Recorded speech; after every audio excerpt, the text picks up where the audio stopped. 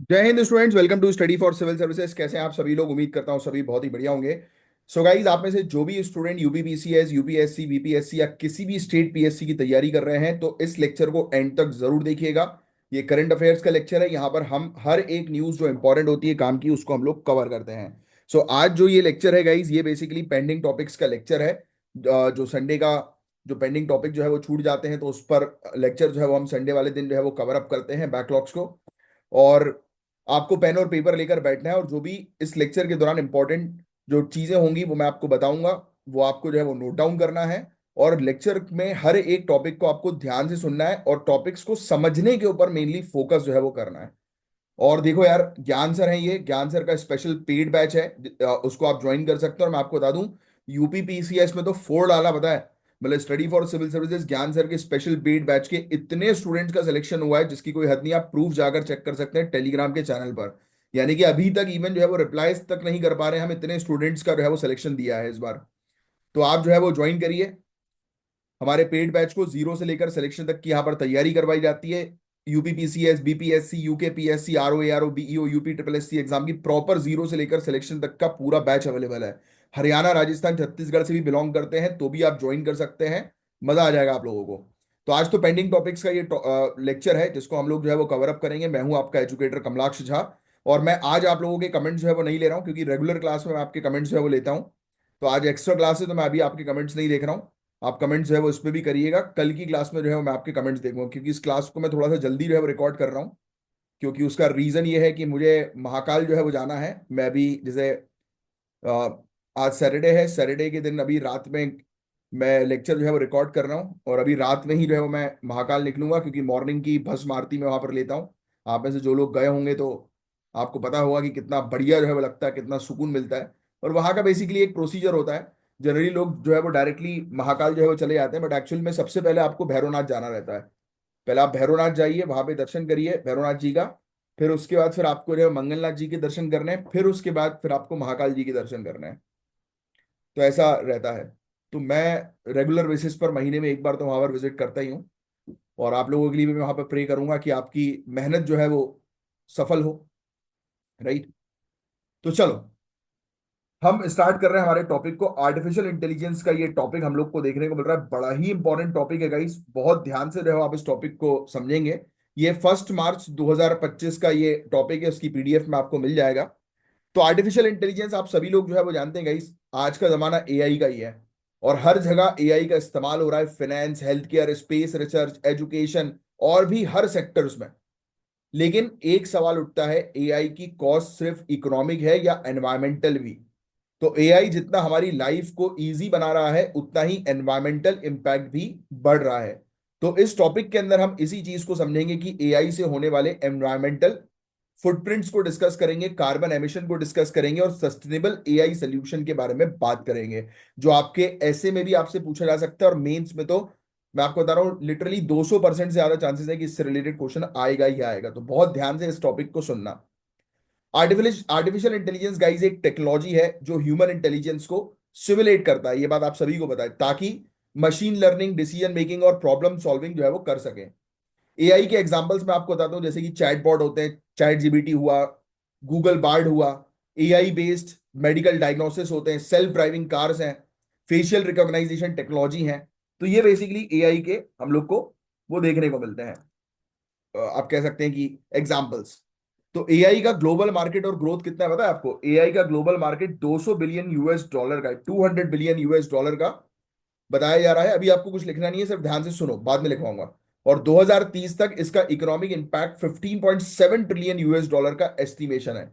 AI development में USA, China और India बड़े इन्वेस्टर्स हैं जो डेटा सेंटर और एआई बेस्ड कंप्यूटिंग में इन्वेस्टमेंट कर रहे हैं। तो प्रीलिम्स में एआई और इसकी एप्लीकेशन यानी कि ये कहाँ कहाँ पर यूज होता है, इससे रिलेटेड फैक्चुअल सवाल आ सकते हैं। और एआई और उसका रोल जो है वो क्या है फोर्थ इंडस्ट्रियल रेवोल्यूशन में, इस पर एनालिसिस करने के लिए मेंस में क्वेश्चन आ सकते हैं। तो इस पर थोड़ा सा ध्यान देना। अब जो मेन काम की चीज है वो है एनवायरमेंट की। इसकी पता है आपको? एआई ड्रिवन यानी कि जो डेटा सेंटर एआई को चला रहे हैं, आपको पता है ये बहुत ज्यादा एनर्जी कंज्यूम करते हैं जो मोस्टली फॉसल फ्यूल से आती है। ऑब्वियसली इलेक्ट्रिसिटी जो है वो आज की डेट में फॉसल फ्यूल से ही जनरेट हो रही है, बहुत कम रिन्यूएबल एनर्जी से इलेक्ट्रिसिटी जनरेट हो रही है। तो एआई और हाई परफॉर्मेंस कंप्यूटिंग का contribution global green house gas emission में 1% है, जो 2026 तक 2 हो सकता है, यानी कि डबल हो सकता है। एक single large language model LLM का ट्रेनिंग उतना ही कार्बन डाइऑक्साइड एमिट करता है जितनी एक कार अपनी पूरी लाइफ टाइम में करती है, सोचिए आप। तो एआई मॉडल्स की अगर हम जो है वो चर्चा करें, तो पिछले वर्जन के मुकाबले 10 से लेकर 100 गुना ज्यादा कंप्यूटिंग पावर डिमांड करते हैं। यानी कि अभी जो लेटेस्ट मॉडल बन रहा है ना, तो ये और ज्यादा पावर और ज्यादा एनर्जी जो है वो डिमांड कर रहे हैं। ये ज्यादा एनर्जी इंटेंसिव जीपीयूज और सर्वर्स पर डिपेंड जो है वो करते हैं, यानी कि जितना पावरफुल, जितना एडवांस सिस्टम होगा वो उतनी एनर्जी कंज्यूम करेगा। एक आर्टिफिशियल इंटेलिजेंस जनरेटेड क्वेरी, सिर्फ एक क्वेरी, एक स्टैंडर्ड गूगल सर्च के मुकाबले कई गुना ज्यादा इलेक्ट्रिसिटी कंज्यूम करती है, सिर्फ एक सिंगल क्वेरी एआई की। इवन इलेक्ट्रॉनिक वेस्ट जनरेशन की भी अगर हम जो है वो चर्चा करें, तो अब आपको जो है वो ऑलरेडी जो है पता है कि एआई के डेटा सेंटर्स और कंप्यूटिंग इंफ्रास्ट्रक्चर से बहुत ज्यादा मात्रा में ई वेस्ट जनरेट होता है। टॉक्सिक मेटल्स जैसे कि लेड, मरकुरी, कैडमियम, इनका डिस्पोजल एआई इंडस्ट्री का एक बड़ा चैलेंज है, और 2030 तक एआई और कंप्यूटिंग से 5 मिलियन मेट्रिक टन तक ई वेस्ट जनरेट होने का एस्टिमेशन है। एआई चिप फैब्रिकेशन और डेटा सेंटर बहुत ज्यादा मात्रा में पानी भी कंज्यूम करते हैं कूलिंग के लिए, जो वाटर स्कार्सिटी को बढ़ाता है, यानी कि पानी की समस्या बढ़ाता है। क्लाउड कंप्यूटिंग सर्विसेज में भी बहुत ज्यादा मात्रा में पानी का कंजम्पशन होता है। तो प्रीलिम्स में एआई के एनवायरमेंटल इंपैक्ट और कार्बन एमिशन से रिलेटेड क्वेश्चन जो है वो पूछे जा सकते हैं, जो आपको थोड़ा सा ध्यान में रखना है। आपको पता है आर्टिफिशियल इंटेलिजेंस के कार्बन फुटप्रिंट को कंट्रोल करने के लिए इंटरनेशनल टेलीकम्युनिकेशन यूनियन ने पॉलिसी मेजर सजेस्ट किए हैं। यूनाइटेड नेशन एनवायरमेंट प्रोग्राम की बात करें तो एआई के सस्टेनेबल डेवलपमेंट के लिए 5 इंपॉर्टेंट पॉलिसी इनिशिएटिव्स लॉन्च की गई हैं। तो ये चीजें हम लोग को जो है वो देखने को मिल रही है। इवन यूरोपियन यूनियन की अगर हम बात करें, तो आर्टिफिशियल इंटेलिजेंस सिस्टम के कार्बन फुटप्रिंट को रेगुलेट करने और सस्टेनेबल एआई प्रमोट करने के लिए यूरोपियन यूनियन एआई एक्ट बनाया गया। US energy efficient AI infrastructure कानून भी हम लोग को artificial intelligence based data centre में एनर्जी एफिशिएंसी के रूल्स अप्लाई किए गए हैं, कि भाई आर्टिफिशियल इंटेलिजेंस को इस तरीके से हम इस्तेमाल करें कि कम से कम ये एनर्जी कंज्यूम करे। फिर एक सबमिट हम लोग को देखने को मिलती है जिसका नाम है artificial intelligence action submit 2025, very very important. Low energy consumption AI model का डिजाइन किया जा रहा है इस सबमिट के तहत। एनर्जी एफिशिएंट एआई एप्लीकेशन का डेवलपमेंट जो है वो हो रहा है। तो आपसे conference of party 29 AI act और एआई एनर्जी रेगुलेशन से रिलेटेड क्वेश्चंस पूछे जा सकते हैं, तो ध्यान देना थोड़ा। अभी लिखो मत, मैं लिखवा दूंगा। अब सुनो, आर्टिफिशियल इंटेलिजेंस कंपनीज को सोलार, विंड और हाइड्रो एनर्जी सोर्सेज शिफ्ट करने होंगे ताकि फॉसिल फ्यूल डिपेंडेंसी कम हो, क्योंकि देखो कार्बन डाइऑक्साइड का एमिशन कब होगा, जब फॉसिल फ्यूल जलेगा। तो जब ये इतनी हाई एनर्जी कंज्यूम कर रहा है, तो ऑब्वियस ही बात है कि कुछ ऐसे रूल्स बनाए जाएं कि ये मैक्सिमम एनर्जी सोलार एनर्जी से जो है वो, या विंड एनर्जी से, या एनी कोई भी रेन्यूएबल एनर्जी से जो है वो जनरेट करे। स्मॉलर एआई मॉडल्स डेवलप किए जाएं जो कम कंप्यूटेशनल पावर यूज करें। Pre trained pre trained AI model को रीयूज किया जाए ताकि नए मॉडल्स को बार बार ट्रेन ना करना पड़े। तो ये एनर्जी एफिशिएंट एआई मॉडल्स की यहां पर बात हो रही है। कार्बन क्रेडिट ट्रेडिंग प्रोग्राम्स का उपयोग करें ताकि एआई एमिशन को कम किया जा सके, है ना। तो ये चीज है। बताया जा रहा है data centre high renewable energy zone में सेटअप किए जाए। रेन्यूएबल एनर्जी जोन जहां पर ज्यादा से ज्यादा जो इलेक्ट्रिसिटी जनरेट हो वो रेन्यूएबल एनर्जी के थ्रू जनरेट हो, वहीं पर ही डेटा सेंटर स्टैब्लिश हो। एआई एल्गोरिदम और हार्डवेयर को ऑप्टिमाइज किया जाए ताकि वो लो एनर्जी में जो है वो काम कर सके। अब हमें ई वेस्ट को भी जो है वो मैनेज करना है, राइट। तो ई वेस्ट को मैनेज करने के लिए अब हमें सस्टेनेबल प्रैक्टिसेस करनी पड़ेगी। एआई चिप प्रोडक्शन रिसाइक्लेबल और बायोडिग्रेडेबल मटेरियल से बने हो। एआई इंडस्ट्री का सर्कुलर इकोनॉमी में शिफ्ट करना जरूरी है, जिसमें 4R होते हैं। क्या मुझे बता सकते हो 4R कौन से हैं सर्कुलर इकोनॉमी के अंदर? 4R जिसे रिफ्यूज होता है, ऐसा बताओ आप कौन से हैं। एक तो मैंने बता दिया, इसके अलावा artificial intelligence based data centre में low water consumption cooling technology implement की जाए। ये डेटा सेंटर जो हीट हो जाते हैं इसको कूल करने के लिए कम पानी का उपयोग हो या कुछ ऑल्टरनेटिव चीजों का उपयोग हो इसको कूल करने के लिए। फिर ट्रांसपेरेंसी और अकाउंटेबिलिटी भी बहुत ज्यादा जरूरी है। पता लगे कि ये सिर्फ पेपर पर चीजें दिखा रहे हैं बट एक्चुअल रियलिटी में नहीं हो रही हो, तो उसके लिए भी एक क्रॉस चेक मैकेनिज्म रखना जरूरी है। आर्टिफिशियल इंटेलिजेंस के कार्बन एमिशन ट्रैक करने के लिए एक स्टैंडर्डाइज फ्रेमवर्क डेवलप करना जरूरी है। आर्टिफिशियल इंटेलिजेंस कंपनीज को अपने कार्बन फुटप्रिंट को पब्लिकली डिस्क्लोज करना चाहिए ताकि एनवायरमेंटल रिस्पॉन्सिबिलिटी इंश्योर हो सके। तो ये चीजें हैं। और आगे की जो है वो बात बताऊं मैं आपको, तो सस्टेनेबिलिटी और आर्टिफिशियल इंटेलिजेंस को एक साथ डेवलप करना होगा ताकि लॉन्ग टर्म फ्यूचर में आर्टिफिशियल इंटेलिजेंस का इकोलॉजिकल इंपैक्ट कम हो। एआई का बैलेंस जो है वो इनोवेशन और एनवायरनमेंट के बीच में होना जरूरी है। एआई डेवलपमेंट में एनवायरनमेंट फ्रेंडली प्रैक्टिसेस इंश्योर करना जरूरी है।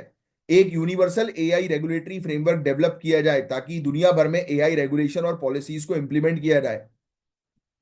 एआई का क्लाइमेट चेंज मॉनिटरिंग और सस्टेनेबल प्रैक्टिस में यूज बढ़ाना होगा। तो ये चीजें हैं। तो एआई एक गाइस पावरफुल टूल है, लेकिन अगर इसके एनवायरमेंटल इंपैक्ट को रेगुलेट नहीं किया गया तो ये दुनिया भर में इकोलॉजिकल इंबैलेंस कर सकता है। जो आज की डेट में हम क्लाइमेट चेंज की प्रॉब्लम फेस कर रहे हैं ना, वो दुगनी हो सकती है एआई के कारण। तो एआई एक चीजों को आसान तो बना रहा है, सभी सेक्टर्स में जो है वो हेल्प तो कर रहा है, बट ये एनवायरमेंट की धज्जियां उड़ा रहा है। ये चीज इस पूरे आर्टिकल में जो है वो समझाई गई है। अब फटाफट मैं आपको जो चीज बताऊंगा वो आप जो है वो नोट डाउन जो है वो करेंगे। सबसे पहली चीज तो आपको ये चीज तो क्लियर हो गई, ये लिखने की जरूरत नहीं कि एआई एनवायरमेंट की धज्जियां उड़ा रहा है ना। ये वाली चीज तो आपको क्लियर हो गई। इंटरनेशनल ऑर्गेनाइजेशन गवर्नमेंट जो है वो अब उपाय ढूंढ रही है कि कैसे हम एआई को जो है वो इको फ्रेंडली बनाएं। बस इतनी चीज तो समझने वाली बात है, लिखने की जरूरत नहीं है। एआई का डेफिनेशन लिखने की आपको जरूरत नहीं, ये लिखो कि पूरे दुनिया भर में, क्योंकि मैं आपको सिर्फ वही चीज लिखवाऊंगा जो आप मेंस में यूज करो कर सको, थोड़ी सी फैक्चुअल इन्फॉर्मेशन और थोड़ा अच्छा लगे। तो पूरे दुनिया भर में एआई की मार्केट वैल्यू कितनी है? 200 बिलियन यूएस डॉलर, और ये कहा जा रहा है 15.7 ट्रिलियन यूएस डॉलर हो सकती है 2030 तक। ये आपको पता होना चाहिए, फैक्ट लिखना, याद रखना। ठीक है, एआई का एनवायरमेंट इंपैक्ट सिर्फ इतना बुलेट पॉइंट्स लिख लो। ग्रीन हाउस गैस को एमिट कर रहा है ये बताया जाता है कि बहुत ज्यादा एनर्जी जो है वो कंज्यूम करता है इसके जीपीयूज, है ना। इसको चलाने में ई वेस्ट भी ये जनरेट कर रहा है। पानी की समस्या भी जो है वो क्रिएट कर रहा है ना। तो बस ये चीज आप मेंशन कर लो कि भाई ये प्रॉब्लम्स एनवायरनमेंट में एआई के चलते ये चार प्रॉब्लम्स अभी देखने को मिल रही हैं, है ना। फिर इसके अलावा कॉन्फ्रेंस ऑफ पार्टी 29 आप थोड़ा सा ध्यान में रखेंगे। मुझे बता सकते हो कॉन्फ्रेंस ऑफ पार्टी 29 जो है वो किस देश के द्वारा होस्ट की गई? International telecommunication union, ITU. इन्होंने बोला कि हमें सस्टेनेबल एआई प्रैक्टिस की आवश्यकता है। ये मेंस में लिखेंगे आप। यूनाइटेड नेशन एनवायरमेंट प्रोग्राम ने भी कुछ स्ट्रेटेजीज दी हैं। यूरोपियन यूनियन ने भी एक कानून जो है वो इंट्रोड्यूस कर दिया है। यूनाइटेड स्टेट्स ने भी एक कानून जो है वो इंट्रोड्यूस किया है कि एआई को बेहतर बनाने के लिए, एनवायरमेंट फ्रेंडली बनाने के लिए। सिर्फ इतना ही लिखना है आपको। एथिकल एआई गाइडलाइंस जो यूनेस्को के अंडर है उसको 190 से ज्यादा कंट्रीज ने जो है वो अडॉप्ट किया है। ये फैक्ट जो है वो आप मेंशन करेंगे। एआई सब एक्शन समिट 2025 हम लोग को देखने को मिली। यूनाइटेड नेशन में ने कहा कि ऐसा एआई मॉडल तैयार करो जो कम से कम एनर्जी कंज्यूम करे। ये लिख लेना। तो सोल्यूशन क्या है? सोल्यूशन बुलेट पॉइंट्स लिखेंगे आप। हमें रेन्यूएबल एनर्जी में जो है वो ट्रांजिट करना है। ऐसा मॉडल तैयार करें जो एनर्जी एफिशिएंट हो, ई वेस्ट को रिड्यूस करें, हम ऐसी टेक्नोलॉजीज पर काम करें और ट्रांसपेरेंसी और अकाउंटेबिलिटी भी बनी रहे। राइट, तो ये आप इसके सोल्यूशन जो है बुलेट पॉइंट सिर्फ लिखेंगे, बाकी और कुछ नहीं। बाकी डिटेल में समझने वाली चीज थी जो कि आप ऑलरेडी समझ चुके हैं। पीटलैंड से रिलेटेड यूपीएससी में एक बार क्वेश्चन जो है वो पूछा गया था। क्या आप जानते हैं कि दुनिया में एक ऐसा इकोसिस्टम है जो जंगल से भी ज्यादा कार्बन स्टोर करने की क्षमता रखता है? जनरली हम लोग बात करते हैं कि सबसे ज्यादा कार्बन कहां पर स्टोर होता है, तो जंगलों में, ऑब्वियसली, यस। पेड़ जो है वो कार्बन डाइऑक्साइड इनटेक करते हैं, तो इसी को तो हम बोलते हैं कार्बन सिंक। नाम सुना होगा आपने। तो एक ऐसी जगह जो अगर डिग्रेड हो गई, खराब हो गई, तो ग्रीन हाउस गैस एमिशन बहुत तेजी से बढ़ सकता है, और ये है पीटलैंड्स। क्या है ये? पीटलैंड्स। आज हम पीटलैंड्स के एनवायरमेंट के महत्व के बारे में बात करेंगे, उनके खतरे के बारे में बात करेंगे और उनको प्रोटेक्ट करने की स्ट्रेटेजी के बारे में बात करेंगे। यूपीएससी 2024 में इससे रिलेटेड क्वेश्चन आ चुका है।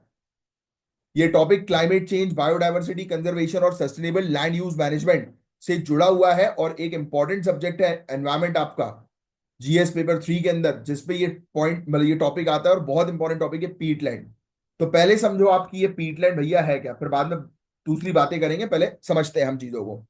तो पीटलैंड गाइस एक तरह का ऐसा वेटलैंड है। वेटलैंड समझते हो ना, आर्द्र भूमि, जो मतलब दलदल वाला एरिया। और वेटलैंड तो भाई सबसे ज्यादा इंपॉर्टेंट होते हैं, क्योंकि ये यहां पर सबसे ज्यादा प्रजातियां रहती हैं।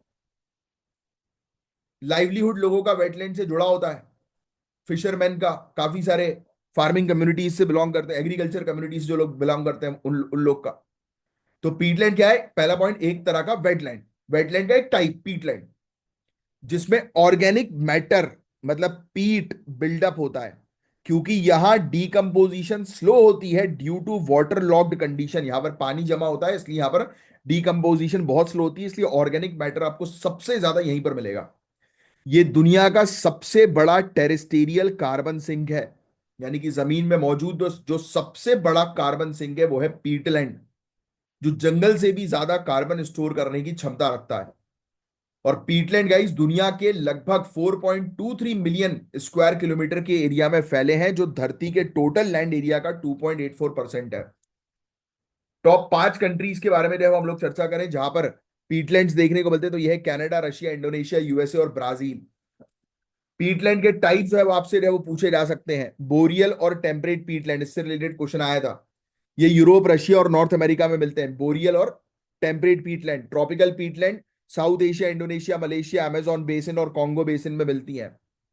तो प्रीलिम्स में पीटलैंड की डेफिनेशन और ग्लोबल डिस्ट्रीब्यूशन से रिलेटेड फैक्चुअल सवाल पूछे जा सकते हैं कि कहां कहां पर कौन से पीटलैंड पाए जाते हैं। तो पीटलैंड समझ गए ना, सिंपल शब्दों में एक वेटलैंड है, वेटलैंड का टाइप है जहां पर सबसे ज्यादा ऑर्गेनिक मैटर मौजूद है, और ये दुनिया में सबसे ज्यादा कार्बन सिंक करने की क्षमता रखता है। या आप बोल सकते हो दुनिया का सबसे बड़ा कार्बन सिंक है, टेरेस्टेरियल, है ना, टेरेस्टेरियल जमीन पर, भूमि पर। अब पीटलैंड का एनवायरमेंटल सिग्निफिकेंस क्या है, यानी कि पीटलैंड की इंपॉर्टेंस की अगर हम बात करें, तो आपको पता है पीटलैंड में 600 बिलियन टन कार्बन स्टोर्ड है, जो दुनिया के सारे जंगलों के कार्बन स्टोरेज से भी ज्यादा है। अगर पीटलैंड खराब हो जाते हैं तो ये कार्बन डाइऑक्साइड और मीथेन रिलीज करेंगे, जो क्लाइमेट चेंज को बहुत तेजी से बढ़ा देगा। इवन पीटलैंड्स में दुनिया का 10% फ्रेश वाटर स्टोर्ड है, जो नेचुरल स्पॉन्जेस की तरह काम करता है। स्पॉन्ज पता है ना, आपने गाड़ी धोते हैं तो स्पॉन्ज से धोते हैं, पानी जो है पूरा सोख लेता है, येलो कलर का होता है, अलग अलग कलर्स के होते हैं, वैसे येलो कॉमन है स्पॉन्ज का। पता लग गया ना आपको क्या होता है स्पॉन्ज। तो वैसे ही ये मान के चलो कि दुनिया का फ्रेश वाटर का स्पॉन्ज है, 10% फ्रेश वाटर इसमें जमा है, अनफ्रोजन 10% फ्रेश वाटर। सोचिए अगर फ्रेश वाटर आता है तो उसमें पीटलैंड भी आ जाएगा, ऐसे क्वेश्चन प्रीलिम्स में आ सकते हैं। पीटलैंड्स में ये फ्लड कंट्रोल का भी काम करते हैं पीटलैंड्स, ड्रॉट मिटिगेशन का, यानी कि जो सूखा जो होता है ना उसको रोकने का काम करते हैं, क्योंकि ये पानी है, इसमें फ्रेश वाटर है। ग्राउंड वाटर रिचार्ज में मदद करते हैं। बहुत सारी प्रजातियां यहां पर होती है, बायोडाइवर्सिटी हॉटस्पॉट है ये। इंडोनेशिया के अंदर बोरियन ओरिंगुटान आपको देखने को मिलेंगे, साइबेरियन क्रेन्स रशिया के अंदर यहीं पर रहती हैं, Sundaland clouded leopard south east Asia में यहां पर रहते हैं पीटलैंड्स में। पीटलैंड्स खराब हो गया तो बायोडाइवर्सिटी को भी नुकसान होगा, बहुत सारी प्रजाति जो है वो लुप्त होने की संभावना है अगर पीटलैंड को नहीं बचाया तो। और इवन पता है आपको, पीटलैंड अगर खत्म खराब होते हैं तो ह्यूमन वाइल्ड लाइफ कॉन्फ्लिक्ट बढ़ने लगेगा, और इससे बहुत सारी बीमारियां, जूनोटिक बीमारियां हो सकती हैं, जैसे कि इबोला, जीका, ऐसी बीमारियां। तो ये चीज जो है वो थोड़ी सी आपको ध्यान में रखनी हो रही। इकोनॉमिक और कल्चरल सिग्निफिकेंस तो है ही, क्योंकि काफी सारे लोगों को ये जॉब्स प्रोवाइड करा रही है, यानी कि काफी सारे लोगों की आजीविका इसके ऊपर डिपेंडेंट है, जैसे वेटलैंड के ऊपर डिपेंडेंट होती है, उसी का एक टाइप है पीटलैंड।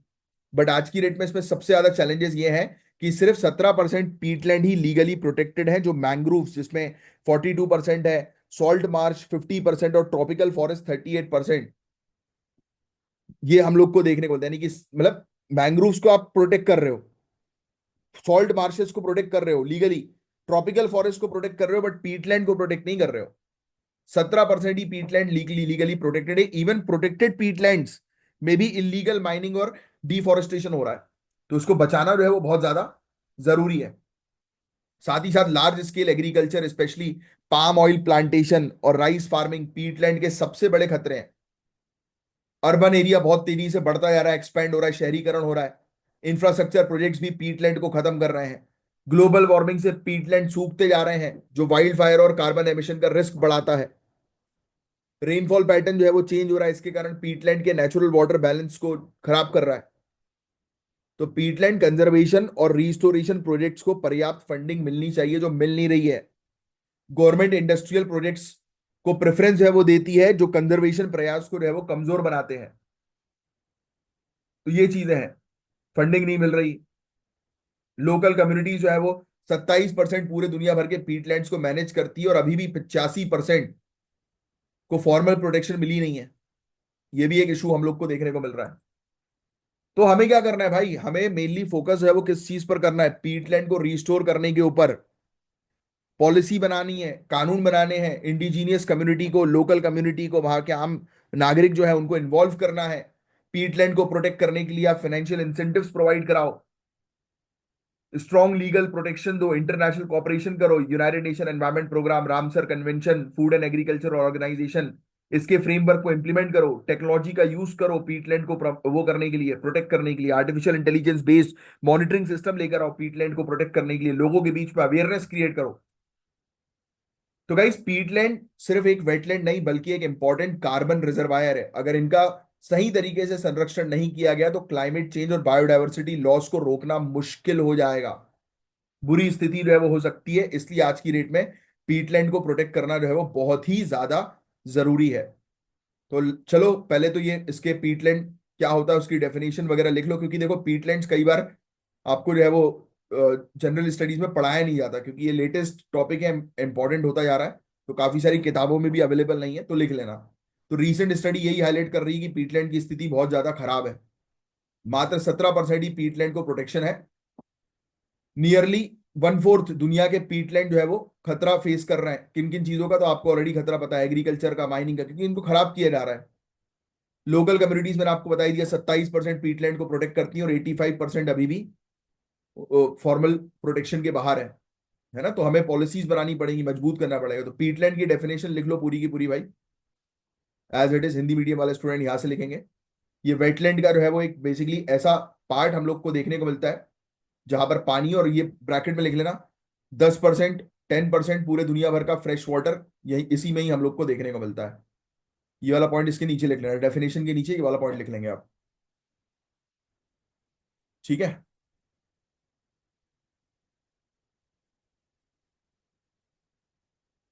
हाँ, और ऐसा लिखो कि जंगल के बाद जंगल से भी ज्यादा कार्बन स्टोरेज ये करता है। पूरे दुनिया भर के जंगल एक तरफ और पीटलैंड्स पूरे दुनिया भर के एक तरफ, तो पीटलैंड ज्यादा कार्बन स्टोर करने की क्षमता रखता है, ऐसा लिख लेना। कितने पीटलैंड से पूरे दुनिया भर में, वो लिखने की जरूरत है, टॉप 5 कंट्री जरूर लिख लेना, ये पूछ सकते हैं आपसे। 70% पूरे दुनिया भर के पीटलैंड्स यहीं पर ही हैं। पीटलैंड्स के प्रकार आपसे पूछे जा सकते हैं प्रीलिम्स के अंदर, तो ये प्रकार ए और बी ये दोनों लिख लेना, और इसके इसके बारे में कि ये कहाँ कहाँ पर लोकेटेड है, जो मैंने भी आपको बताया। अगर ये खराब हो जाएंगे तो कार्बन डाइऑक्साइड ये रिलीज कर देंगे, सिर्फ इतना लिख देना। इसलिए इनको प्रोटेक्ट करना जरूरी है। यहाँ पर तमाम प्रजातियां रहती है, तो वो तो वेटलैंड में भी रहती है, तो उसको लिखने की जरूरत नहीं, वो आपको याद रहेगा। ये लिख लेना कि भाई अगर ये खराब हो जाते हैं तो यहाँ यहाँ से जूनोटिक डिजीज बढ़ने का खतरा है, क्योंकि मैन एनिमल कॉन्फ्लिक्ट जो है वो बढ़ जाएगा। इकोनॉमिक सिग्निफिकेंस इसका है ही, वो लिखने की जरूरत नहीं, आप वेटलैंड के टॉपिक में पढ़ते ही हो, वेटलैंड से ही रिलेटेड है, तो उसके पूरे पॉइंट्स यहाँ पर जुड़ जाएंगे।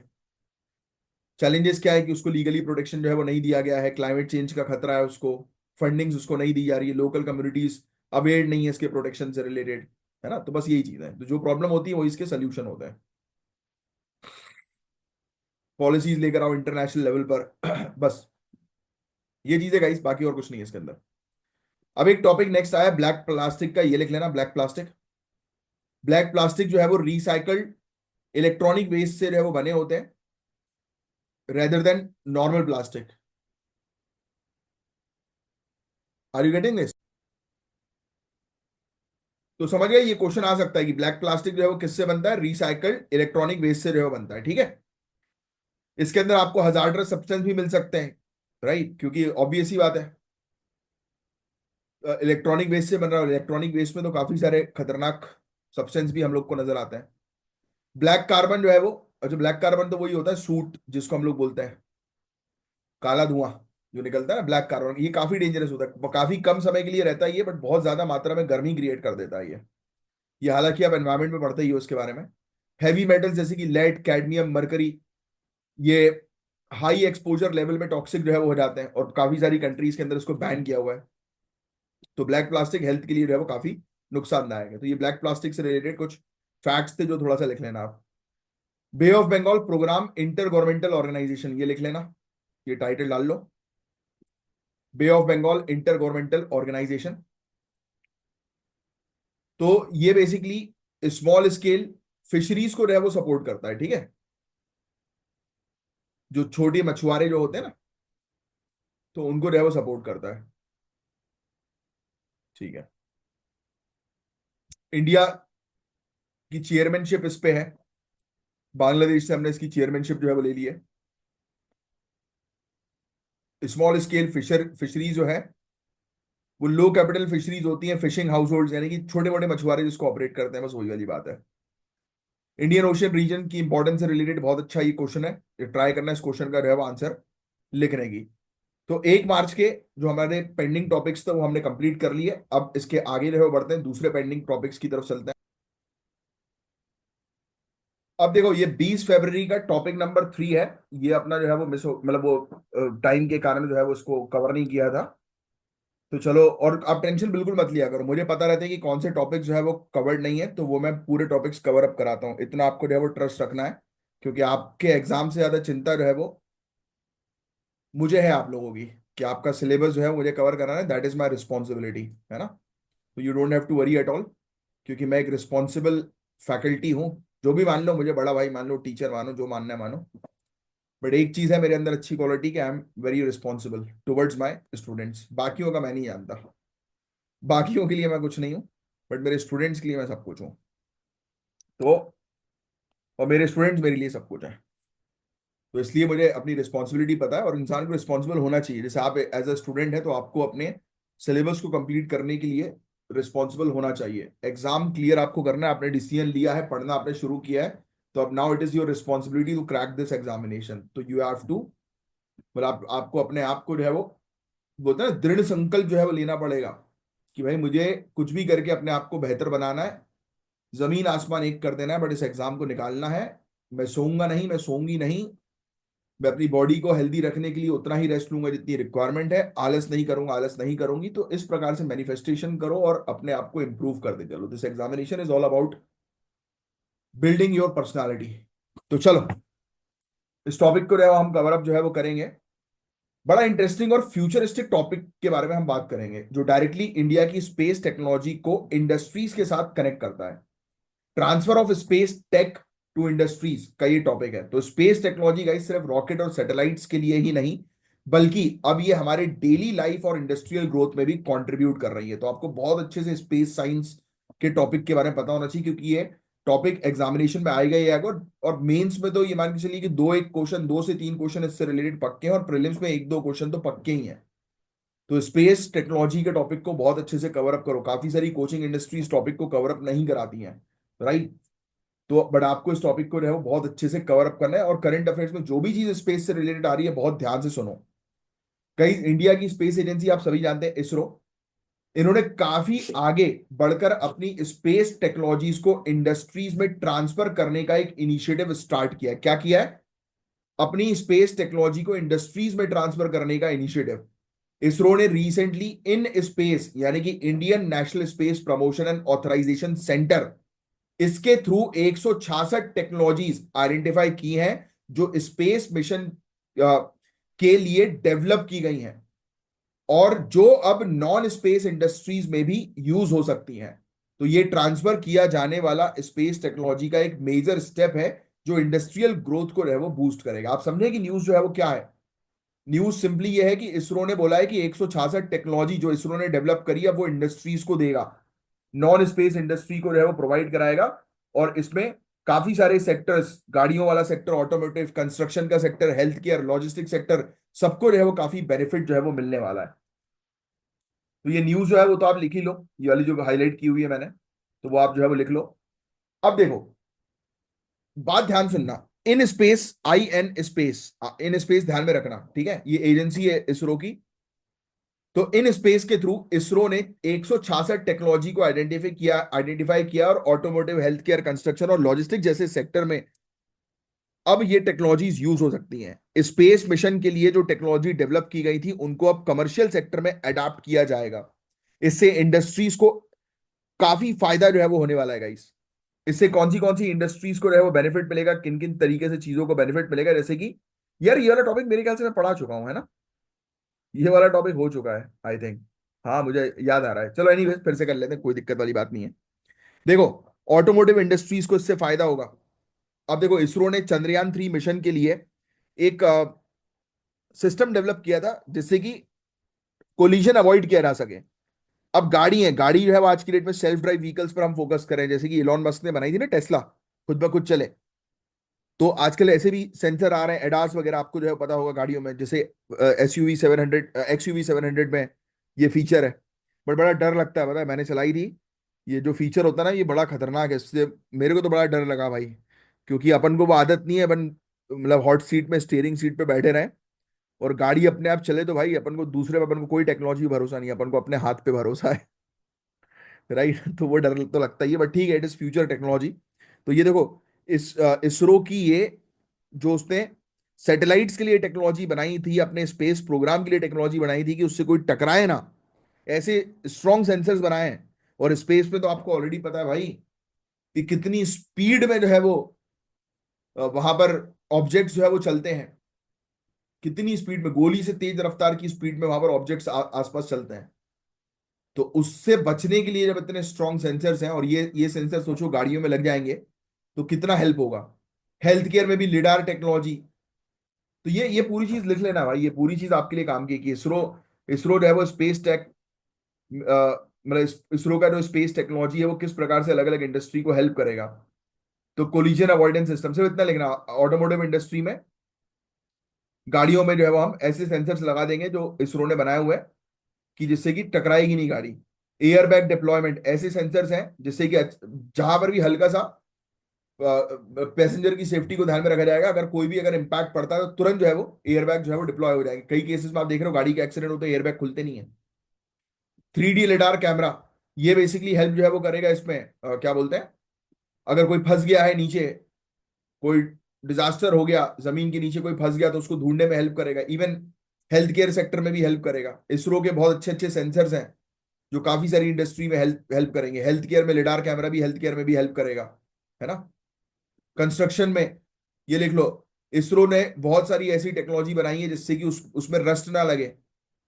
क्योंकि भाई वैक्यूम में जो है ये सब स्पेस क्राफ्ट सैटेलाइट जो है वो जाते हैं, दूर दराज के एरिया में जाते हैं जहां पर एनवायरमेंट का कोई ठिकाना नहीं, कैसा है क्या नहीं है। तो जब उसमें ये सर्वाइव कर जाते हैं तो यहाँ पर सर्वाइव भी कर सकते हैं इंडस्ट्रीज में, कितना फायदा मिलेगा। वाइब्रेशन मैनेजमेंट सिस्टम, ये पूरी चीज लिखोगे आप। बिल्डिंग जो है वो जैसे अर्थक्वेक वगैरह आता है तो उससे रेजिस्ट कर जाएगी बिल्डिंग, तो इसलिए वाइब्रेशन मैनेजमेंट सिस्टम जो इसरो का है, टेक्नोलॉजी है इसरो की, कि बड़े से बड़े झटके को जो है उनके स्पेस क्राफ्ट जो है वो झेल सकते हैं। तो बिल्डिंग्स भी ऐसी बनाई जाए अगर जो बड़े से बड़े झटके को झेल जाए, तो अर्थक्वेक का इम्पैक्ट जो है वो कम हो जाएगा।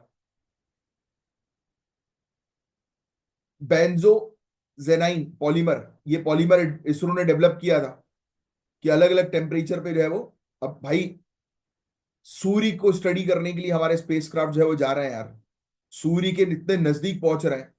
तो ऑब्वियस सी बात है यार कि ये अगर धरती पर इसका उपयोग जो है वो करेंगे अलग अलग इंडस्ट्रीज, तो कितना फायदा मिलेगा। तो ये पूरी टेक्नोलॉजी जो है वो इसरो प्रोवाइड करा रहा है इंडस्ट्रीज को। इंडिया की मैन्युफैक्चरिंग इससे बूस्ट हो जाएगी, इंडस्ट्री और कॉम्पिटेटिव जो है वो बन जाएगी। ये पढ़ा पढ़ा हुआ है, देखो इसमें वो भी लिखा हुआ है यहाँ पर, हाईलाइट भी मैंने किया हुआ है। तो ये पूरा पढ़ाया हुआ है टॉपिक, तो इससे काफी फायदा जो है वो मिलने वाला है। चलो एनीवेज कोई बात नहीं, फिर से पढ़ लिए तो क्या हुआ। अब नेक्स्ट जो टॉपिक है, ये मैरीटाइम इन्वेस्टमेंट से रिलेटेड टॉपिक है। हम ये देखो क्या होता है कि हम आज की डेट में जो है वो समुद्री क्षेत्र में जो है वो इन्वेस्टमेंट करने पर फोकस जो है वो कर रहे हैं, रिसर्च करने पर फोकस कर रहे हैं। बट इंडिया ने अपनी स्ट्रेटेजिक मैरीटाइम इंटरेस्ट को मजबूत करने के लिए इंटरनेशनल पोर्ट्स में इन्वेस्टमेंट भी किए हैं।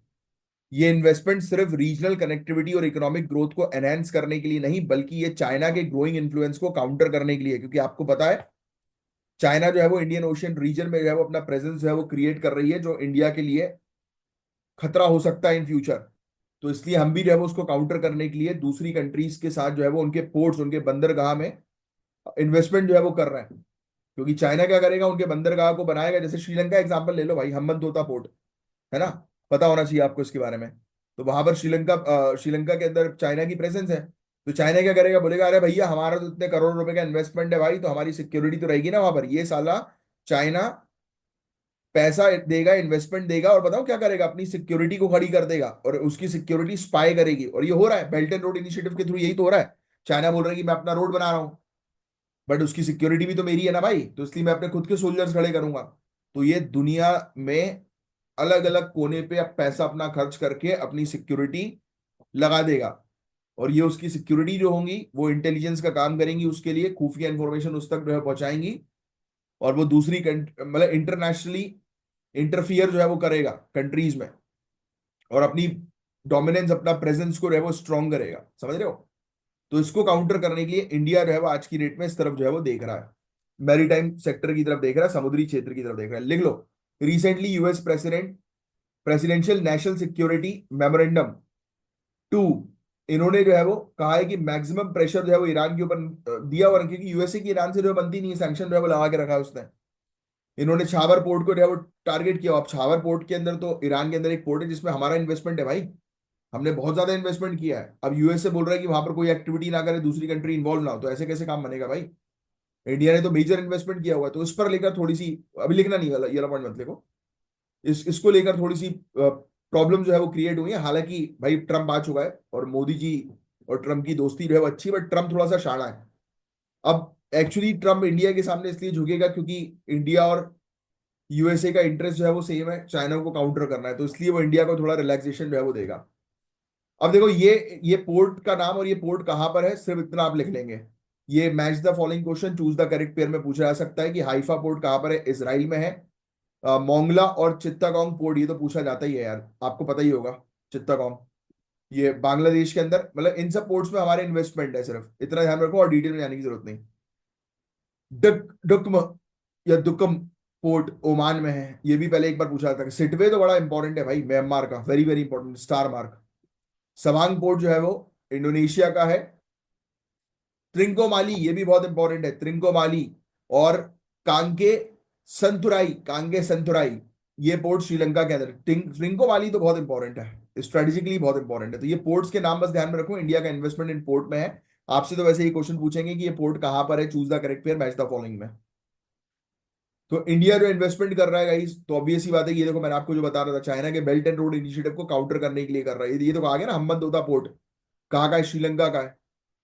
चाइना ने यहाँ पर अपना कब्जा कर रखा है, ग्वादर पोर्ट पाकिस्तान के अंदर है। इसी इसी चाइना का ग्वादर जो पोर्ट चाइना ने बनाया उसको काउंटर करने के लिए हमने ईरान में छावर पोर्ट में इन्वेस्टमेंट किया, बट वो क्या हुआ, यूएसए ने थोड़ी सी टांग अड़ा दी, इसलिए इन्वेस्टमेंट अभी हमारा बर्बाद हो रहा है वहां पर, काम अच्छे से नहीं चल रहा, हल्का फुल्का काम चल रहा है। इससे काफी फायदे होते हैं, इकोनॉमिक ट्रेड बेनिफिट जो है वो मिलता है, एनर्जी सिक्योरिटी में भी जो है वो हेल्प होती है। बट चैलेंजेस भी हैं, चाइना का इन्वॉल्वमेंट इन सब क्षेत्र में जो है वो इंडिया के डोमिनेंस को जो है वो कमजोर करता है। तो यही चीज इसलिए इंडिया उन सब चीजों को काउंटर करने के लिए जो है वो अपना खुद का इन्वेस्टमेंट जो है बना रही है, कंट्रीज के साथ जो है वो बातचीत कर रही है, बस यही चीज है इसके अंदर, और कुछ नहीं है। ये international north south transport corridor, ये टॉपिक भी बड़ा इंपॉर्टेंट है। ये इस पर जो है हमें काम करने की आवश्यकता है, क्योंकि अगर छाबर पोर्ट फेल होता है तो हम इस पर जो है वो काम करना शुरू कर देंगे। ठीक है, बस दैट्स इट, और कुछ नहीं है इसके अंदर। रिजर्व बैंक ऑफ इंडिया ने डिसीजन, मतलब एक वो सॉरी डिसिसिव एक्शन लिया है न्यू इंडिया कोऑपरेटिव बैंक के अगेंस्ट, यानी कि कार्रवाई करी है उसके by superseding its board for 12 months and appointing an administrator to overseas it operation. देखो आपने कई बार सुना होगा कि आरबीआई जो है वो बैंकों के ऊपर जो है वो कार्रवाई करती है, क्यों? क्योंकि कई बैंक जो होते हैं वो आरबीआई के रूल्स रेगुलेशंस को जो है वो सही तरीके से या गाइडलाइंस बोलूंगा मैं, आरबीआई की गाइडलाइंस को जो है वो फॉलो नहीं करते हैं, बोलने के बाद भी, वार्निंग देने के बाद भी। तो यही है, ये एक टॉपिक हम लोग को जो है वो देखने को मिल रहा है, बड़ा इंपॉर्टेंट है इकोनॉमिक्स के पॉइंट ऑफ व्यू से, बैंकिंग के पॉइंट ऑफ व्यू से। तो आरबीआई का इंटरवेंशन हम लोग को देखने को मिल रहा है, यानी कि हस्तक्षेप हम लोग को न्यू इंडिया कोऑपरेटिव बैंक में देखने को मिल रहा है। तो आरबीआई जो कि इंडिया के सेंट्रल बैंकिंग इंस्टीट्यूशन आप सभी जानते हैं, उसका रोल जो है वो काफी इंपॉर्टेंट होता है कंट्री के फाइनेंशियल सिस्टम को रेगुलेट करने में। तो न्यू इंडिया कोऑपरेटिव बैंक ये एक गाइस सहकारी बैंक है, कोऑपरेटिव बैंक जिसको हम लोग बोलते हैं, जिसमें आरबीआई ने हस्तक्षेप किया है। क्यों? क्योंकि उसकी फाइनेंशियल हेल्थ, कई बार उसकी गाइडलाइंस उसको दी गई बट उसने प्रॉपर फॉलो नहीं करी, और अभी उसकी फाइनेंशियल हेल्थ बहुत खराब हो गई है। आप समझो, एक बैंक है, बैंक की अगर फाइनेंशियल हेल्थ खराब है और आपने बैंक में पैसा जमा किया है, समझना मेरी बात बहुत ध्यान से, गंभीरता से। तो आपका पैसा बैंक में है, आपने 5 करोड़ रुपए बैंक में जमा किए हुए हैं, और अचानक से आपको एक दिन जो है वो न्यूज मिलती है कि बैंक जो है वो उसका दिवालिया हो रहा है। अब आप जा रहे हो बैंक के पास पैसे निकालने, अब बैंक आपको रिफ्यूज कर रहा है पैसे देने से, बोल रहा है कि अभी हमारे पास नहीं, बाद में आना। अब ऐसी चीज होगी तो आपको आपको बैंक के ऊपर ट्रस्ट होगा कि नहीं होगा? बिल्कुल नहीं होगा। फिर अगली बार से आप क्या करोगे? अपने घर की तिजोरी में पैसा डालोगे, जो कि ओवरऑल एक कंट्री की इकोनॉमी के लिए सबसे बड़ा खतरा होता है। क्यों? क्योंकि आपकी तिजोरी में जो पैसा होता है वो कंट्री की इकोनॉमिक ग्रोथ में हेल्प नहीं करेगा। कंट्री की इकोनॉमिक ग्रोथ में हेल्प करेगा वो पैसा जो बैंक के पास रखा हुआ है। तो ऐसा ना हो, पब्लिक का ट्रस्ट ना टूटे, इसीलिए आरबीआई हस्तक्षेप करती है। ये चीज पता होनी चाहिए जो यहां पर लिखी नहीं है। तो चलो मैं आपको थोड़ा बैकग्राउंड पहले समझाता हूं। तो जब भी आरबीआई को लगता है कि किसी बैंक के ऑपरेशंस या फाइनेंशियल स्टेबिलिटी पे खतरा है, तो आरबीआई तुरंत उस बैंक में हस्तक्षेप करती है। और ये हस्तक्षेप जनरली पब्लिक इंटरेस्ट को ध्यान में रखते हुए, डिपॉजिटर की सेफ्टी को ध्यान में रखते हुए होता है। और सबसे बड़ी बात ट्रस्ट, कि पब्लिक का ट्रस्ट है वो बैंकिंग सिस्टम से ना टूटे, इसलिए ये चीज हम लोग को देखने को मिलती है, होती है। ध्यान सुनना, पूरा किस्सा मैं आपको बताता हूं। न्यू इंडिया कोऑपरेटिव बैंक, जो कि एक फाइनेंशियल इंस्टेबिलिटी और मिसमैनेजमेंट के चलते आरबीआई ने इसको इंटरवीन किया, हस्तक्षेप किया। बैंक की फाइनेंशियल कंडीशन की वजह से आरबीआई को लगने लगा कि अगर टाइम पर हस्तक्षेप नहीं किया गया तो डिपॉजिटर का पैसा रिस्क में जा सकता है। तो आरबीआई ने ये हस्तक्षेप बैंक को फाइनेंशियल रीस्ट्रक्चरिंग और रिकवरी के लिए नेसेसरी स्टेप्स लेने में मदद करेगी। जब आरबीआई उस बैंक के साथ खड़ी होकर उस बैंक को बताएगी कि उसको क्या करना है, किस तरीके से मैनेज करना है, जिससे कि सिचुएशन वो ठीक कर सके। तो रीजन यही है आरबीआई के इंटरवेंशन के, कि न्यू इंडिया कोऑपरेटिव बैंक की फाइनेंशियल पोजीशन काफी खराब हो गई, और बैंक की लायबिलिटीज और नॉन परफॉर्मिंग एसेट जो है वो काफी बढ़ गए। यानी कि बैंक ने लोगों को लोन दिया और उन लोगों ने लोन चुकाया नहीं, एनपीए हो गया अकाउंट, है ना? क्योंकि इसलिए दिया होगा क्योंकि सोच रही होगी कि इसको जो है वो फायदा मिलेगा, इंटरेस्ट जो है वो बढ़ा के देंगे तो उनको फायदा मिलेगा, बट लोगों ने जो है वो चुकाया नहीं पैसा। तो अब आरबीआई ने इंटरवीन किया है कि कैसे ये सिचुएशन हैंडल करें। तो आरबीआई का ये इंटरवेंशन बैंक को हेल्प करेगा काफी ज्यादा। आरबीआई का मेन ऑब्जेक्टिव तो यही रहता है भाई, कि जिन लोगों का पैसा उस बैंक में है उन लोगों का ट्रस्ट बैंकिंग सिस्टम पे रहे, है ना? बस यही चीज है। तो आरबीआई ने क्या कार्रवाई जो है वो करी है। कोऑपरेटिव मॉडल, ये सब चीजें तो आपको जो है पता है ना, कि कोऑपरेटिव बैंक्स इंडिया के अंदर जो है वो ऐसे इंस्टीट्यूशन होते हैं जो कोऑपरेटिव प्रिंसिपल्स पर चलते हैं। Cooperative urban cooperative banks, rural cooperative banks इनको कहते हैं। अलग अलग अथॉरिटीज इनको रेगुलेट करती है। अर्बन कोऑपरेटिव बैंक जो होते हैं वो आरबीआई के अंडर होते हैं, और रूरल कोऑपरेटिव बैंक्स नाबार्ड के और स्टेट गवर्नमेंट के अंडर होते हैं। ये लिख लो आप, ये वाला पॉइंट लिख लो। ठीक है, ये कभी कभी पूछ सकते हैं आपसे। ठीक है, तो आप समझ गए ना कि आरबीआई ने क्यों हस्तक्षेप जो है वो किया, क्योंकि उसकी हालत हो गई थी खराब। ये सब लिखने की आपको आवश्यकता नहीं, कितने लॉस में थी, क्या थी। तो एनपीए की प्रॉब्लम से जो है वो गुजर रही थी ये कोऑपरेटिव बैंक, तो इसलिए आरबीआई ने हस्तक्षेप जो है वो किया है, जिससे कि वो इस समस्या से जो है वो बाहर निकल सके। ठीक है, बस यही चीज है। बाकी कोऑपरेटिव बैंक्स के बारे में जो मैंने आपको बताया वो आपको ध्यान में रखना है। अब जो टॉपिक आ रहा है बॉस, ये टॉपिक बहुत ही ज्यादा इंपॉर्टेंट है। वर्ल्ड इकोनॉमिक फोरम 2025, लिख लो पहले तो टाइटल। 2025 वर्ल्ड इकोनॉमिक फोरम कहां पर हुआ? डावोस स्विट्जरलैंड में। पूरा लिखना, डावोस स्विट्जरलैंड। इसकी थीम लिखेंगे आप। अच्छा, अब मुझे प्रीति ने पूछा था कि सर इंटरनेशनल की थीम जो है वो कैसे लिखनी है।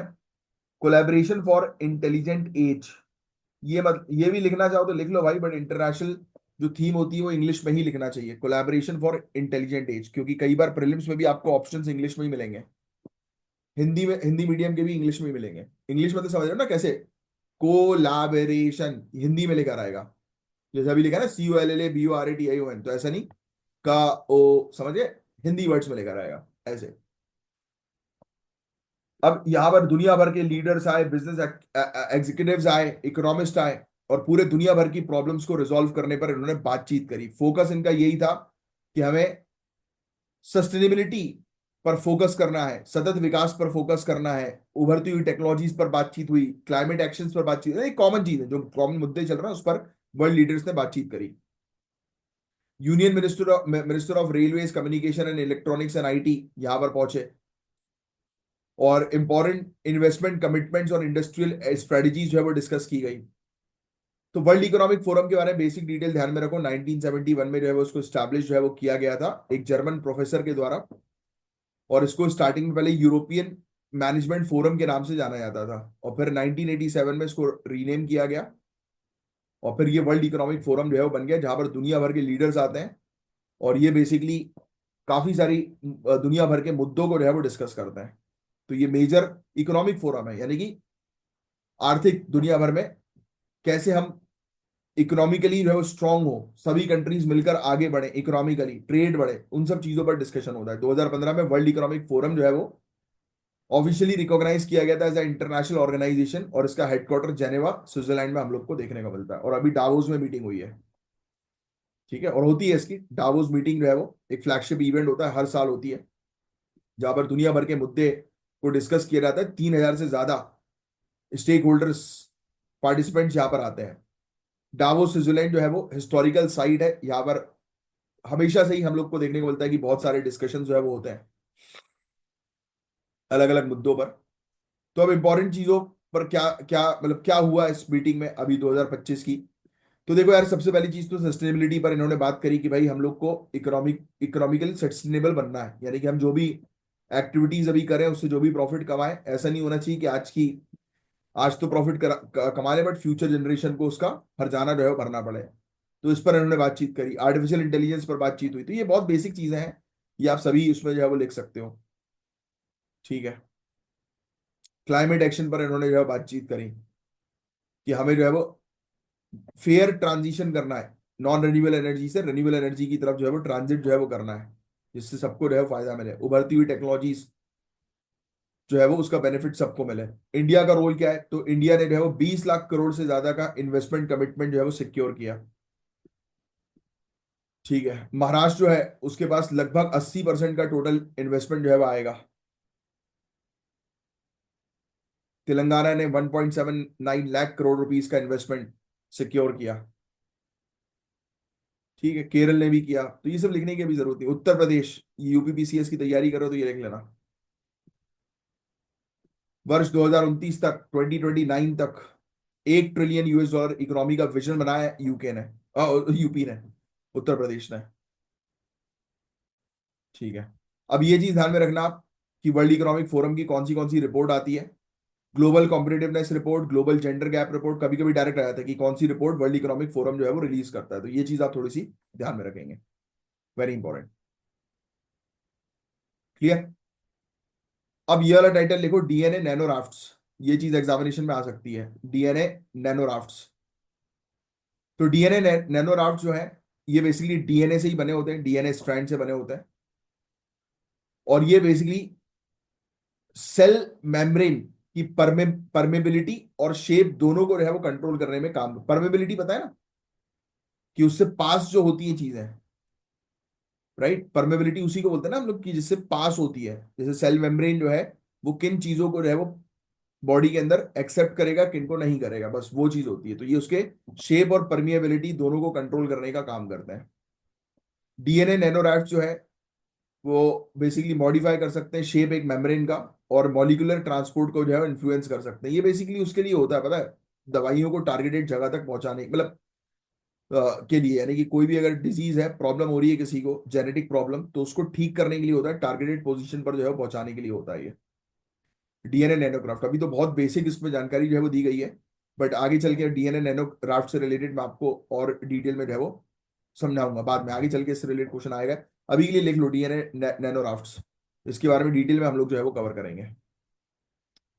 अब ये ध्यान में रखना, कपिल मुनि मंदिर, इसको जो है वो काफी ज्यादा खतरा हम लोग को जो है वो देखने को मिल रहा है सी लेवल राइज होने के कारण, क्योंकि ये कहां पर जो है वो लोकेटेड है, शोर पे जो है वो लोकेटेड है, समुद्र के किनारे जो है वो लोकेटेड है।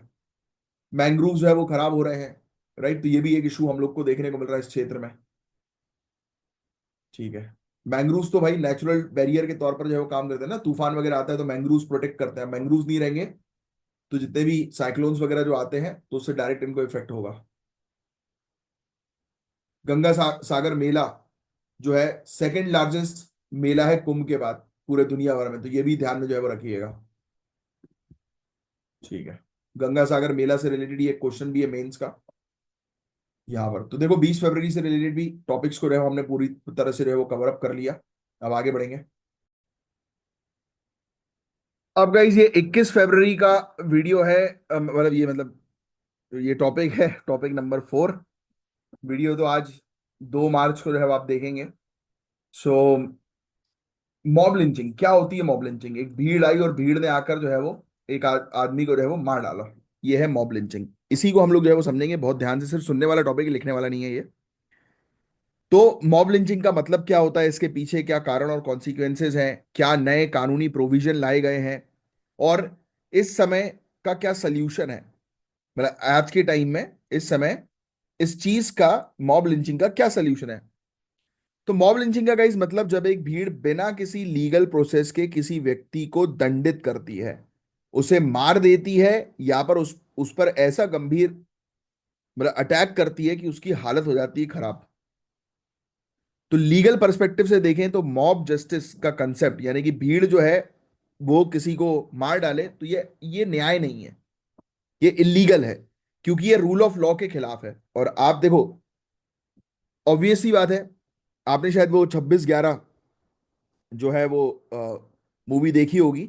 उसमें नाना पाटेकर जो है वो एक बहुत बढ़िया चीज बोलते हैं कि ये जो टेररिस्ट था कसाब, मुझे डर था कि कोई उसको मार न डाले, लोग उसको मार न डाले, क्योंकि सभी लोग उसको मारने के लिए जो है वो थे, तैनात थे। मेरी पूरी टीम चाह रही थी कि अब इसको उड़ाई दें, इसके सर पर गोली मार दें, इवन मैं तक चाह रहा था कि इसका खुद अपने हाथों से गला घोट दूं। बट हमें कानून का पालन करना है। आप ब्यूरोक्रेट हैं, आने वाले समय में आप डीएसपी होंगे, एसपी होंगे, आईजी होंगे, डीआईजी होंगे, बड़ी पोजीशन पर होंगे, एसडीएम होंगे, डीएम होंगे।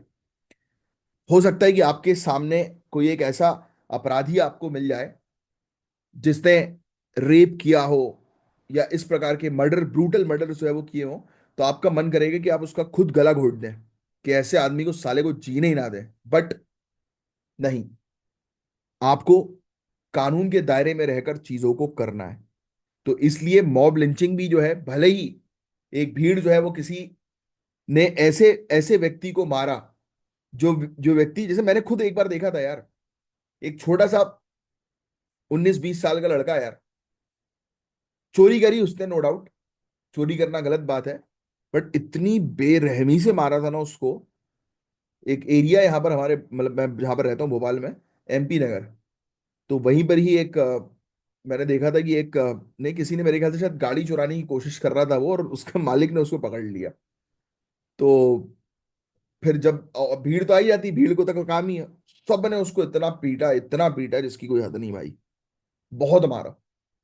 एक बार और ऐसी मैंने और देखा था कि एक व्यक्ति था, उसने एक अंकल को जो है वो ठोक दिया था गाड़ी से, तो पूरी भीड़, ऑफिस जाने वाली भीड़ रुक रुक के उसको मार रही थी लड़के को। भाई ठीक है, होती है, इंसान से गलतियां होती है, बट आप जो है वो न्याय देने वाले कोई नहीं हो। इन ऐसी चीजों से आपको बचाना है, क्रिमिनल्स को भी, है ना?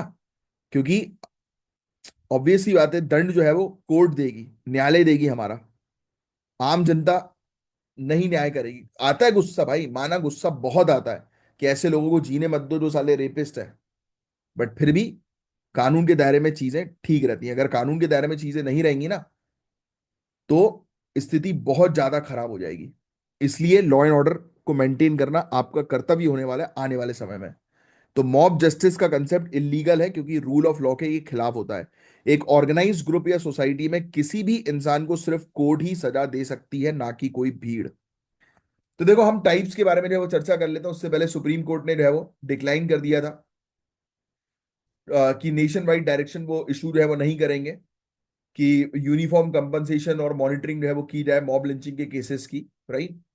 और ये कहा कि 2018 का एक तहसीन पुणे वाला की गाइडलाइन जो है वो सभी राज्यों के ऊपर बाइंडेड है, आर्टिकल 141 ऑफ कॉन्स्टिट्यूशन के तहत, और भारतीय न्याय संहिता भी अब रिकॉग्नाइज कर रहा है कि मॉब लिंचिंग जो है वो एक अपराध है ना, उस पर स्ट्रिक्ट पेनाल्टी दी जाए। तो मॉब लिंचिंग क्या है ये मैंने आपको ऑलरेडी बता दिया। इसके बाद टाइप्स होते हैं, एक होता है काउ विजिलेंटिज्म, चाहो तो लिख सकते हो मॉब लिंचिंग के टाइप। काउ विजिलेंटिज्म, इसका मतलब क्या है, मैं सिंपल शब्दों में समझाऊं तो नाम से मेरा गाय की यहां पर बात हो रही है, तो गौ रक्षा के नाम पर अटैक किया जाता है। एक होता है कम्युनल मॉब अटैक। क्या होता है कम्युनल मॉब अटैक? लिख लो कम्युनल मॉब अटैक, इसमें शायद लिखा है कि नहीं लिखा है, नहीं लिखा, लिख लो आप। Communal mob attack, communal mob attack, सांप्रदायिक मॉब अटैक।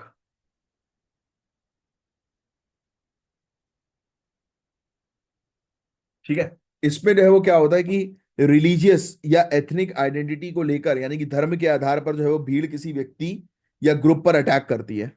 तीसरी होती है मिस इन्फॉर्मेशन बेस्ड लिंचिंग। पता है एक आपको, फेक न्यूज के आधार पर भी लोगों को मार दिया जाता है। एक केस आया था बहुत साल पुराना, जिसका एग्जांपल मैं हर बार देता हूँ। गांव के मतलब कुछ बच्चों ने जो है वो क्या किया था, एक लड़के की फोटो जो है अपने दोस्तों की, मतलब अपने एक दोस्त की फोटो जो है ग्रुप ने वायरल कर दी कि देखो इससे, इस व्यक्ति से बच के रहना, ये छोटे बच्चे पकड़ने वाला बच्चा है। और उन्होंने ही यहाँ कर दिया ना कि मस्ती के लिए उन्होंने सिर्फ एक फोटो के नीचे एक व्हाट्सएप मैसेज ऐसा बनाया था। आपको पता है वो सेम लड़का एक गांव से गुजर रहा था और गांव के कुछ लोगों ने उसको आइडेंटिफाई कर दिया और उसको कुल्हाड़ी से मार दिया, मर गया वो।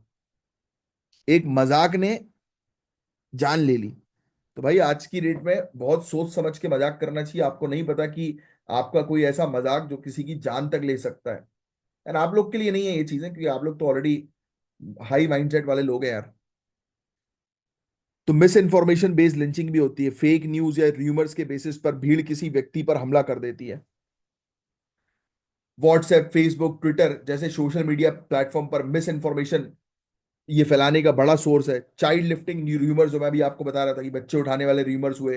बीफ बैन या कम्युनल हेट स्पीच की वजह से लिंचिंग के केस बढ़ रहे हैं। लिंचिंग इंसिडेंट्स गाइस ज्यादातर रिलीजियस और कास्ट बेस्ड हेट की वजह से होते हैं। इंडिया में ये डेडिकेटेड एंटी लिंचिंग लॉ अब तक नहीं है, बट सुप्रीम कोर्ट ने गाइडलाइंस है वो दी है, मगर उनका प्रॉपर इंप्लीमेंटेशन नहीं हो रहा है। पुलिस की स्लो रिस्पॉन्स और पॉलिटिकल प्रेशर भी मॉब लिंचिंग केसेस को रोकने में एक बड़ा फैक्टर है। तो यही चीज है, सेक्शन 103 क्लॉज 2, ये सब लिखने की वैसे अभी के लिए आपको आवश्यकता नहीं है। आपको मॉब लिंचिंग जो है बस पता होना चाहिए। भारतीय न्याय संहिता का एक सेक्शन है कि अगर 5 या उससे ज्यादा लोग किसी व्यक्ति की हत्या करते हैं या उसको मारते हैं तो डेथ पेनाल्टी या लाइफ इम्प्रिजमेंट की सजा हो सकती है। सेक्शन 117 क्लॉज 4 कहता है कि अगर कोई भी भीड़ किसी व्यक्ति को बहुत बुरी तरह से नुकसान पहुंचाती है, मतलब हाथ पैर तोड़ दिए उसके, तो 7 साल तक की सजा हो सकती है अगर कोई व्यक्ति पकड़ा गया उस भीड़ में से। तो तहसीन पुणे वाला केस जो मैं आपको बता रहा था ना, इसमें सुप्रीम कोर्ट ने मॉब लिंचिंग को इलीगल डिक्लेयर किया था और बोला था कि कोई भी इंडिविजुअल या ग्रुप कानून को अपने हाथ में नहीं ले सकता। फास्ट ट्रैक कोर्ट्स और विक्टिम कंपनसेशन सिस्टम जो है वो डेवलप करने की बात की गई थी। राजस्थान और मणिपुर ने अपने एंटी लिंचिंग लॉज बनाए हैं, लिख लो आप। राजस्थान और मणिपुर के अपने खुद के एंटी लिंचिंग कानून है, लिख लो ये वाली चीज, राजस्थान और मणिपुर के एंटी लिंचिंग कानून है। ठीक है, फेक न्यूज, हेट स्पीच, इसके अगेंस्ट स्ट्रिक्ट डिजिटल मॉनिटरिंग की जरूरत है। व्हाट्सएप, ट्विटर, फेसबुक रिस्पॉन्सिबल होकर मिस इन्फॉर्मेशन को फिल्टर करें। और लोगों को भाई धार्मिक तौर पर जो है वो एक दूसरे के साथ वो बनाना है। आज की डेट में लोग जो है वो काफी ज्यादा इंटॉलरेंट हो गए, ये चीज शायद आपने भी ऑब्जर्व करी होगी, छोटी छोटी बात पे जो है भड़क जाना, लड़ लेना। तो ये भाई ये सब चीजें जो है वो गलत है, ये सही बिल्कुल नहीं है। ये हमारे समाज को जो है वो और एक दूसरे के खिलाफ जो है वो करती जा रही, जो आज की डेट में बहुत ज्यादा ही बढ़ गया है। तो पब्लिक के बीच में अवेयरनेस क्रिएट करना जरूरी है। टेक रेगुलेशन लगाना जरूरी है। इस प्रकार की फेक न्यूज को जो है वो रिपोर्ट करना जरूरी है ना। तो ये चीज है। अब ये वाला टॉपिक जो है वो रिपीट हुआ अभी थोड़ी देर पहले भी आज के लेक्चर में। हमने इंडियन ओशन रीजन की इंपॉर्टेंस, हालांकि अपने मैरीटाइम इंपॉर्टेंस के बारे में बात करी थी, तो उसी से मिलता जुलता ये टॉपिक है। तो इंडियन ओशन रीजन में भारत की मैरीटाइम पार्टनरशिप और सिक्योरिटी स्ट्रेटेजी के बारे बारे में ये टॉपिक है। अब देखो इंडियन ओशियन रीजन गाइज एक सिर्फ सुनो इस टॉपिक को, दुनिया का 80% maritime oil trade Indian Ocean region से गुजरता है। चाहो तो लिख लिख सकते हो अगर लिखना है ये वाली फैक्चुअल इन्फॉर्मेशन तो। वैसे तो ये बार बार आती है, ये वाली इन्फॉर्मेशन जितनी इसमें दी हुई है ना, ये मल्टीपल टाइम्स जो है वो रिपीट होती है। इसमें नहीं लिखा क्या 80% वाला? चलो आप लिख लो। दुनिया का 80% ऑयल ट्रेड जो होता है ना, वो इंडियन ओशन रीजन से जो है वो होकर गुजरता है। 80% oil trade. External affair minister of India जो है, उन्होंने 8वां इंडियन ओशन कॉन्फ्रेंस जो है वो में मतलब डिस्कशन किया। तो ये कहां पर हुआ था? मस्कट, ओमान में। ये लिख लेना, ये वाला फैक्ट। तो आज की डेट में Indian Indo Pacific Indian Ocean region में टेंशन जो है वो चलती आ रही है। इसकी थीम जो है वो लिख लेना आप, voyage to new horizon of maritime partnership. ठीक है। इंडिया ने हाईलाइट किया है अपने कमिटमेंट्स रीजनल स्टेबिलिटी के, कि इस क्षेत्र को जो है वो स्टेबल बनाना है। इंडियन फाउंडेशन के द्वारा 2016 में जो है वो इसको एस्टैब्लिश किया गया था, इंडियन ओशन कॉन्फ्रेंस को, जो कि हर साल ये समिट जो है वो होती है, याद रखिएगा। इसका ऑब्जेक्टिव यही है कि इस क्षेत्र में सभी लोग जो है वो मिलकर इस क्षेत्र की ग्रोथ के लिए काम करें। और इंडिया का जो एक इनिशिएटिव है, security and growth for all in the region, SAGAR initiative, तो उसके साथ ये अलाइंड है। तो इंडियन ओशन रीजन का इस बहुत अच्छा, ये लिखा भी है, पूरे दुनिया भर का 80% मैरीटाइम ऑयल ट्रेड जो है वो यहीं से होकर गुजरता है। ये बहुत इंपॉर्टेंट फैक्ट है, लिख लो। 95% अपने ट्रेड के लिए इंडिया इसी क्षेत्र पर जो है वो रिलाय करता है। ऑब्वियस सी बात है कि हमारा भाई इंडियन ओशन रीजन है। ठीक है।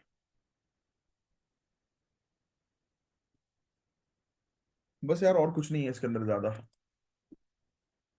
स्ट्रेट ऑफ मलक्का, ये पॉइंट ध्यान में रखना, ठीक है। ये क्वेश्चन प्रीलिम्स में आ सकता है।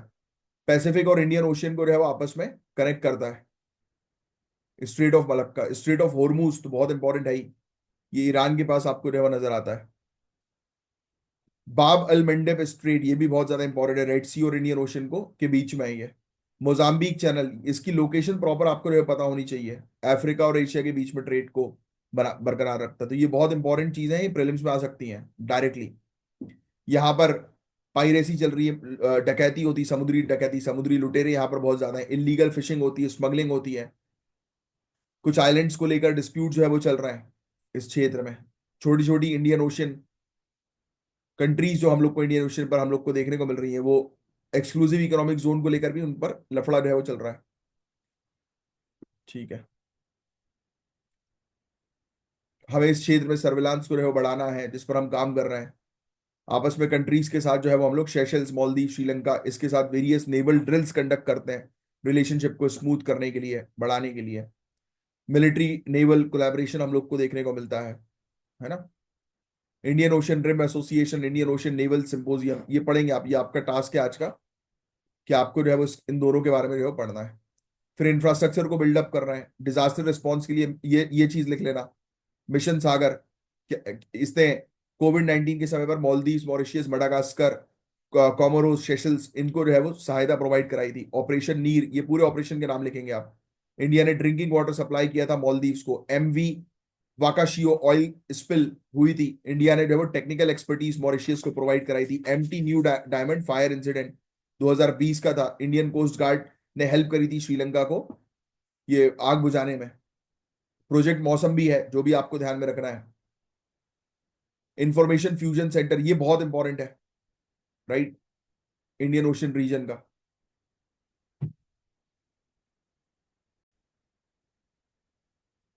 अब देखो, इस क्षेत्र के चैलेंजेस के बारे में भी आपको ऑलरेडी जानकारी है ही, कि जियो पॉलिटिकल टेंशन चल रही है, स्पेशली चाइना को लेकर। चाइना इस क्षेत्र में कब्जा करने की कोशिश कर रहा है, थोड़ी देर पहले भी मैंने आपको बताया था। एनवायरमेंट को लेकर भी प्रॉब्लम है, इकोनॉमिक को लेकर भी प्रॉब्लम है। इंडिया यहाँ पर कंट्रीज के साथ अपने रिलेशनशिप मजबूत बना रहा है, इंफ्रास्ट्रक्चर को मजबूत बनाने पर फोकस कर रहा है। बट फिर भी इंस्टेबिलिटी इस क्षेत्र पे जो है वो चली रही है, और इंडिया स्टेबिलिटी पर जो है फोकस कर रहा है बस। ये वाला साफ्टा से रिलेटेड तो मैंने आपको बोला ही था, कि आपको जो है वो कवर अप करना है। ये वाला टॉपिक मैंने आपको बता ही दिया था साफ्टा का। इसमें साफ्टा जो है वो आप पढ़ना, एक बार हम ऑलरेडी पहले भी कवर अप कर चुके हैं साफ्टा के बारे में। अरेबियन लेपर्ड का ये वाला, ये कवर करा चुका हूं मैं पहले भी। अरेबियन लेपर्ड से रिलेटेड ये बेसिक सा टॉपिक है बस। तो बस गाइस, इतना ही था। अपने बैकलॉग जो है वो पूरे के पूरे फिनिश हो गए, और जो अभी अपने छूट गए थे, और अब रेगुलर सेशन से आप कंटिन्यू जो है वो करिएगा। और ये छूटे हुए इसके नोट्स जो है वो आप बना लीजिएगा, राइट। और होपफुली आपने साथ ही साथ शायद बनाए हो, और नहीं बनाए तो पीडीएफ के थ्रू जो है आप बना सकते हो। और बाकी ये ज्ञान सर है, ज्ञान सर का स्पेशल पेड बैच आपके लिए अवेलेबल है। इसको आप ज्वाइन करिए प्रॉपर तरीके से प्रिपरेशन करने के लिए। अब मैं साइन ऑफ करता हूँ। मेरा नाम है कमलाक्ष झा, मिलूंगा आपसे मंडे वाले दिन। तब तक के लिए bye, take care, have a great day ahead. जय हिंद।